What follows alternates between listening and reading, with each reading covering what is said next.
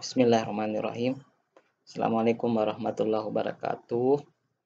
Ya, kita lanjutkan kuliah farmasi fisika dari terakhir tentang difusi dan disolusi. Ya, difusi bebas atau transpor pasif suatu zat melalui cairan, zat padat atau melalui membran adalah suatu proses yang sangat penting dalam ilmu farmasi.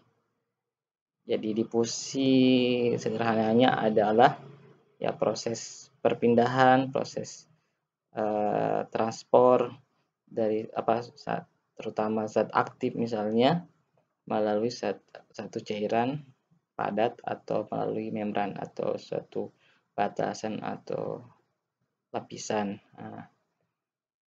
Difusi inilah yang menentukan satu zat atau obat misalnya sampai kepada tempat kerjanya.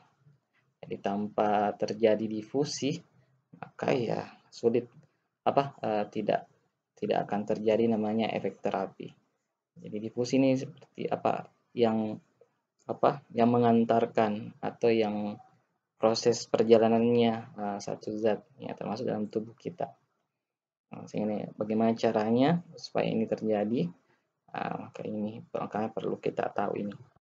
Karena ini tuh akan sangat terkait dengan difusi juga sangat dipengaruhi oleh formula yang dibuat ya, apakah itu akan mempercepat difusinya atau akan melambatkan. Dan difusi ini juga soal kecepatannya sangat ditentukan atau sangat tergantung dari proses disolusi ya, proses disolusinya. Jadi antara difusi dengan disolusi itu saling terkait. Nah, sini pertama tentang difusi. Difusi ini adalah suatu proses perpindahan massa molekul suatu zat yang dibawa oleh gerakan molekular secara acak dan berhubungan dengan adanya perbedaan konsentrasi aliran molekul melalui suatu batas. Misalnya suatu membran polimer. Jadi membran polimer merupakan suatu cara yang mudah untuk menyelidiki proses difusi.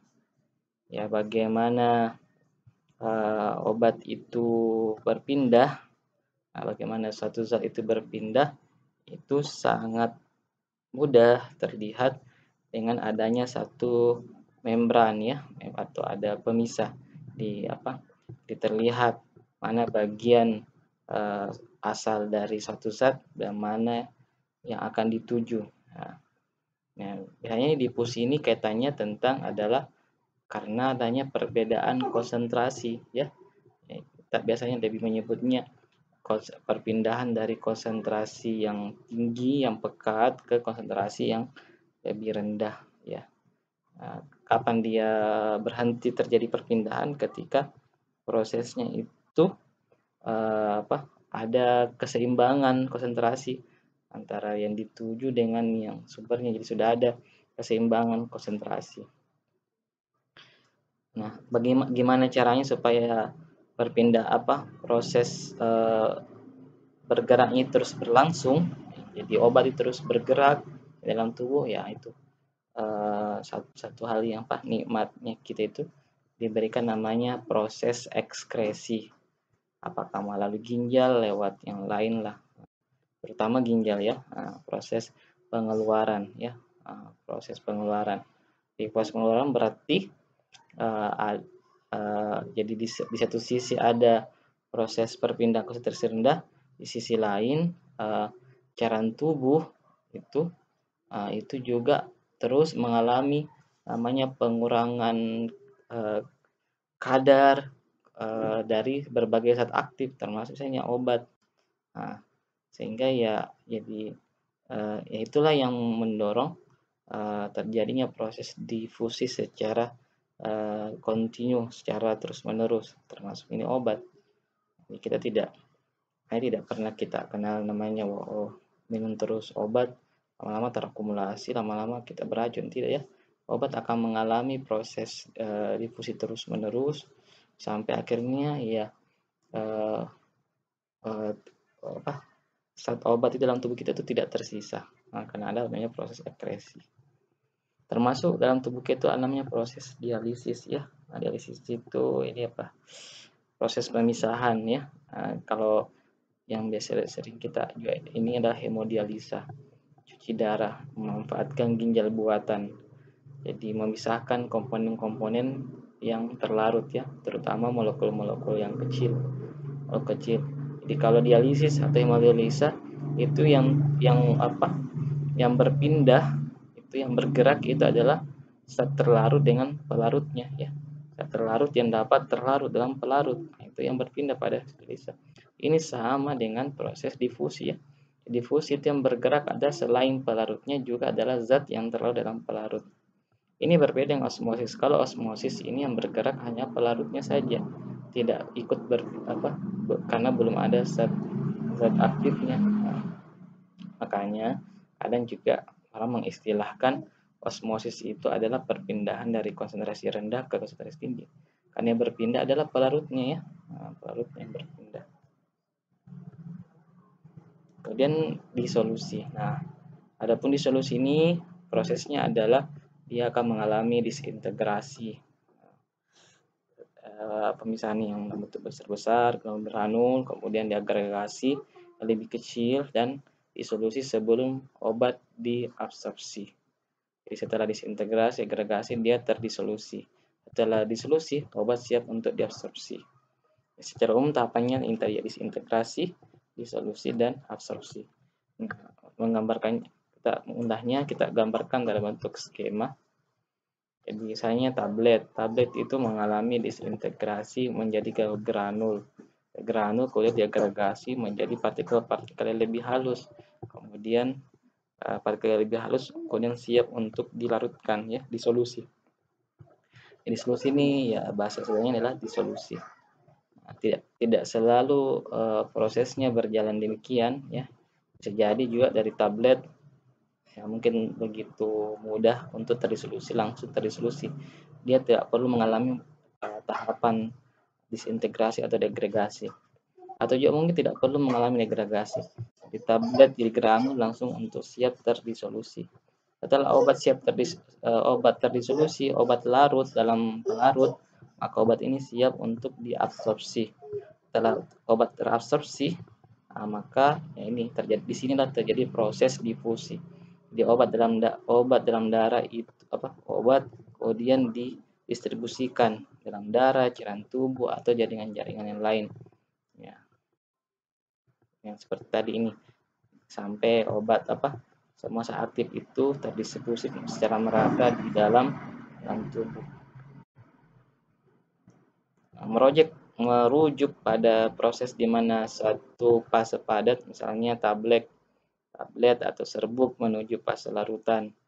Kemudian disolusi ini merupakan proses molekul obat yang dibebaskan dari fase padat memasuki fase larutan. Jadi dari fase padat membentuk fase larutan. Maka jadi kadang jadi disebut yang istilah ya ini proses pelarutan saja gitu. Proses obat padat ini bisa terlarut. Nah, jika tetap dalam fase padat walaupun dalam fase larut jadi tetap dia tidak ini tapi sudah berada pada fase larutan namanya suspensi. Hasilnya suspensi. Nah, disolusi adalah suatu ukuran yang menyatakan banyaknya satu zat terlarut dalam pelarut tertentu tiap satuan waktu. Jadi, ukuran menggambarkan disolusi itu dikaitkan dengan waktu yang dibutuhkan suatu zat untuk dapat larut. Di dalam disolusi diperhatikan terutama kecepatan berubahnya obat dalam bentuk sediaan padat menjadi bentuk larutan molekuler ya, larutan molekul. Dan kemudian uji disolusi ini atau penentuan jumlah zat aktif yang terlarut dalam berbagai waktu ini bermanfaat untuk ini memberikan maklumat atau informasi kepada kita tentang misalnya kecepatan disolusi zat aktif, jumlah maksimal zat aktif yang akan larut, termasuk juga kinetika kecepatan disolusi. Ketiganya ini menjadi satu variabel dalam menentukan efektifnya suatu formula ya. Jadi kalau dari sisi zat aktif itu ya pasti sudah efektif. Tetapi dalam kaitannya ketika diformulasi apakah ini bertambah efektif atau malah justru mengganggu kinerja dari zat aktif. Nah, ini. Nah, salah satu faktornya adalah faktor disolusinya ya. Kemudian jadi untuk menggambarkan disolusi kita lakukan namanya uji disolusi. Nah, ini obat-obat yang berbentuk padat yang dikonsumsi secara oral, nah ini harus dilakukan uji disolusi. Obat-obat padat ya. Karena yang diharapkan adalah obat itu untuk siap terabsorpsi dia harus dalam bentuk terdisolusi. Ya. Jadi kalau tidak terdisolusi ya berbahaya ya. Ya orang akan apa namanya? Ya kalau tabletnya terlalu keras, ya orang akan mengkonsumsi tablet. Ya tentu ketika dia ya tidak terdisolusi maka nanti juga misalnya ya tidak hancur, maka juga nanti misalnya ya akan keluar tablet juga ya, maka tidak hancur. Atau ya intinya tidak, kalau obat tidak terdisolusi ya tidak bisa didifusi, tidak bisa didistribusikan ke tubuh ya. Artinya obatnya tidak bekerja. Nah, uji disolusi in vitro dilakukan untuk mengukur jumlah zat aktif yang terdisolusi dalam media cair yang diketahui volumenya pada suatu waktu tertentu dan alat tertentu. Nah, uji disolusi ini ada dua jenis, ada uji disolusi intrinsik dan ada uji disolusi nyata. Untuk yang intrinsik ini penetapan zat yang terdisolusi dalam suatu sistem yang luas penampangnya dibuat konstan sifat. Sedangkan nyata ini ya ini dalam sedang yang umum ya, yang standar ya sesuai dengan kompendia ada misalnya dalam farmakope. Yang ini dikenal ada dua di sini, keranjang dengan dayung. Nah, jika gambarannya untuk intrinsik seperti ini polanya.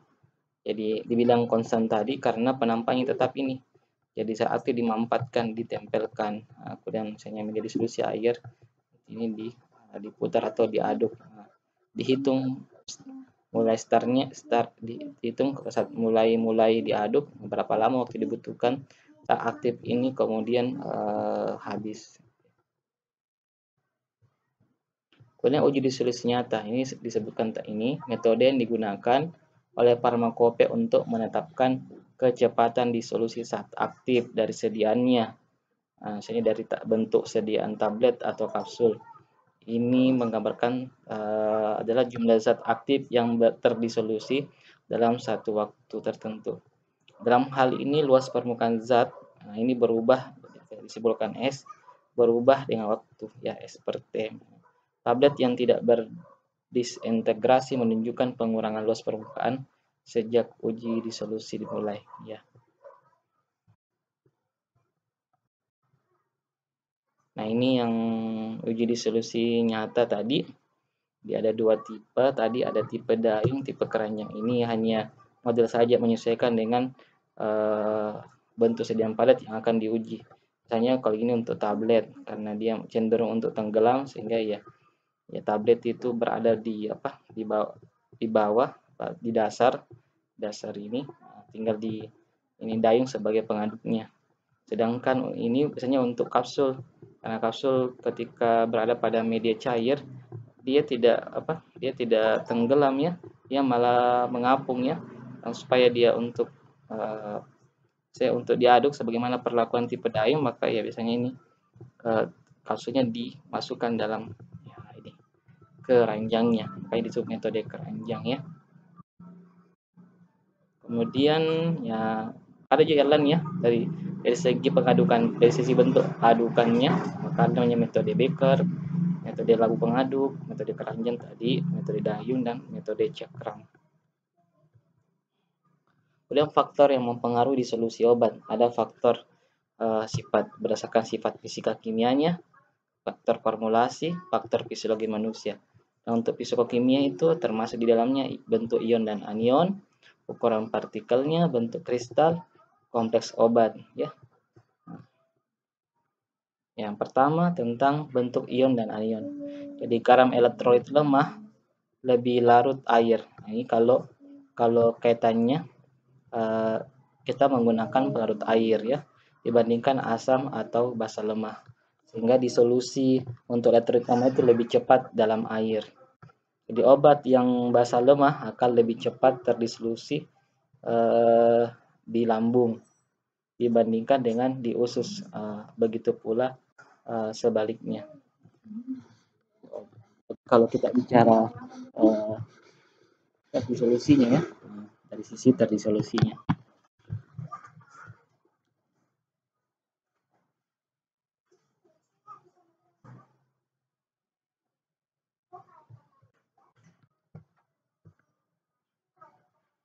Nah, ukuran partikel semakin kecil, maka semakin cepat terdisolusi.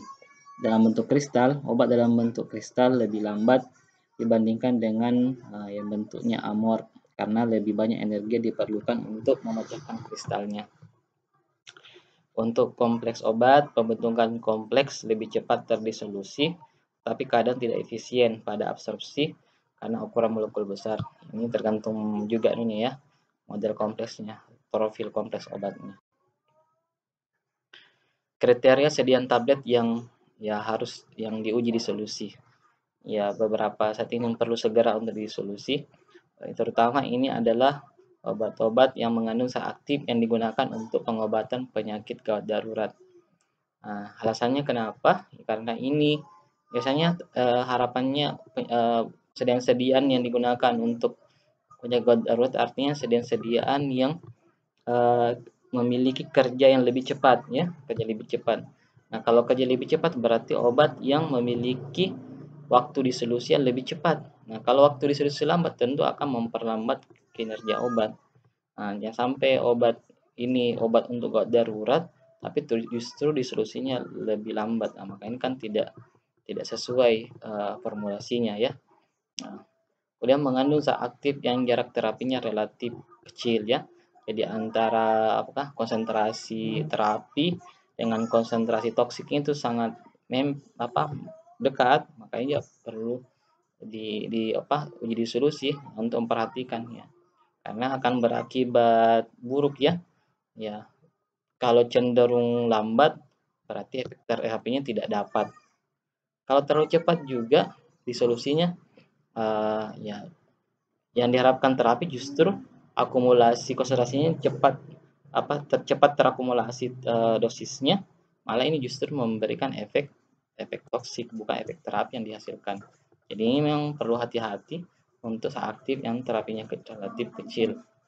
Kemudian mengandung zat aktif yang sulit atau tidak larut, ya, misalnya untuk asam lemah, basa lemah, neutral, dan amfoter.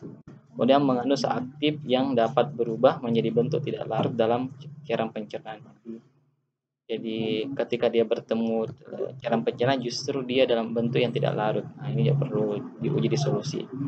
Zat aktif dari tablet bersalut perlu diuji disolusinya. Ini menunjukkan bahwa ya selain formula dasar tabletnya dia ditambahkan dengan penyalut ya, sehingga tentu ini akan memperlambat laju disolusi atau memastikan bahwa kinerja salutnya itu berfungsi. Karena memang beberapa obat itu memang disalut ya, salah satu fungsinya selain menghindari kontak langsung dengan cairan lambung, yaitu juga dalam rangka juga memperlambat waktu pelepasan obatnya. Nah, itu diantara maksud-maksud suatu obat diformulasi dengan penambahan salut ya. Itu diuji apakah berfungsi salutnya apa tidak. Faktor-faktor langsung yang mempengaruhi uji disolusi in vitro. Jadi pengadukan ya, semakin besar intensitas pengadukan maka tentu akan makin cepat juga laju disolusinya. Ukuran partikel, jadi ukuran partikel yang lebih kecil ya dengan luas penampang besar, tentu ini laju disolusinya meningkat. Jadi kalau makin kecil partikel maka makin luas juga permukaannya. Tentu ini juga tempat interaksi pelarut lebih besar sehingga lebih cepat untuk terdisolusi. Dan polimorfisa, perbedaan polimorfisa bentuk kristal menyebabkan perbedaan kelarutan. Kemudian pengaruh atau gas yang terlarut dalam media. Ya, kemudian instalasi alat disolusi pemasangannya juga ya, ini kaitannya tentang pengadukan atau apa ya. Nah, kemudian sifat media disolusi, pH media solusi. Untuk zat aktif yang bersifat asam lemah, akan lebih mudah larut pada suasana basah karena akan berada dalam bentuk terinisasinya. Ini kalau pelarutnya adalah air ya. Nah, untuk aktif yang bersifat basah lemah akan lebih mudah larut pada suasana asam dalam bentuk terionisasi.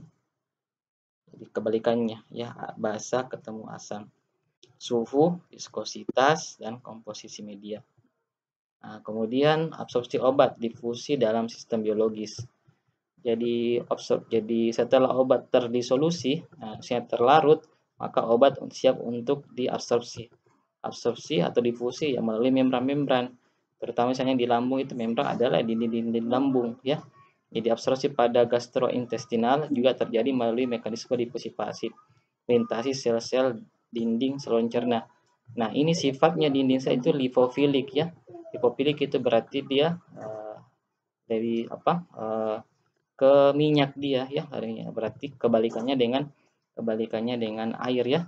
Obat-obat biasanya berupa asam atau basa lemah yang proses absorpsinya sangat dipengaruhi oleh keadaan ionisasi. Nah, ini terbalik dengan konsep yang tadi. Karena tadi saya tegaskan catatannya karena dia pelarut air. Tapi ini untuk proses absorpsi kita melalui membran yang sifatnya liofilik ya. Jadi bentuk tidak terinisasi merupakan bentuk yang mudah melewati penghalang biologi. Ya, ini kebalikannya justru ya. Untuk obat-obat yang mudah diabsorpsi di membran itu justru obat-obat yang atau campuran yang sudah dalam bentuk tidak terionisasi. Biasanya asam lemah itu dalam bentuk suasana asam. Jadi ya, bisa jadi di dalam lambung sini semua sudah berbentuk terlarut, tetapi untuk terjadi absorpsi maka obat-obat yang sifatnya asam yang tidak terionisasi justru lebih mudah diabsorpsi. Ya, suasana basah ya cepat terlarut di bagian lambung tapi agak sulit terabsorpsi di dinding lambung. Ini berbeda ketika masuk di usus. Maka senyawa-senyawa basah itu cenderungnya untuk diabsorpsi di bagian usus yang sifat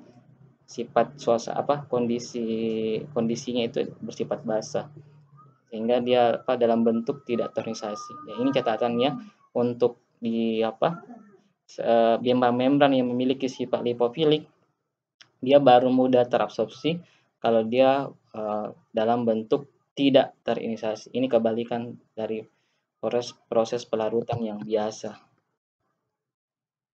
Kemudian absorpsi obat misalnya ini pada model perkutan, jadi solusi aktif dalam pembawanya. Jadi aktif itu dalam pembawanya saya nyapa nih. Ya, kemudian dari pembawanya ke permukaan kulit, penetrasi obat dalam lapisan kulit terutama stratum corneum. Stratum corneum, lapisan kulit teratas dari sel-sel kulit mati dan lemak merupakan rate limiting step dalam absorpsi perkutan. Jadi zat-zat yang bisa terabsorpsi ini sebenarnya mirip sama prinsipnya. Jadi namanya kulit membran ya, dia cenderung memang terdiri dari yang memiliki sifat liofilik ya. Makanya beberapa bahan-bahan yang bisa mengantarkan zat aktif yang dapat terlarut dalam bahan-bahan yang bersifat lemak, dalam sediaan salep atau ini, yaitu cenderungnya lewat situ. Ya, sekira itu untuk materi difusi disolusi. Jadi mungkin ada yang kurang jelas, akan sampaikan pertanyaannya melalui Google Classroom. Ya, atas pertanyaannya diucapkan terima kasih. Assalamualaikum warahmatullahi wabarakatuh.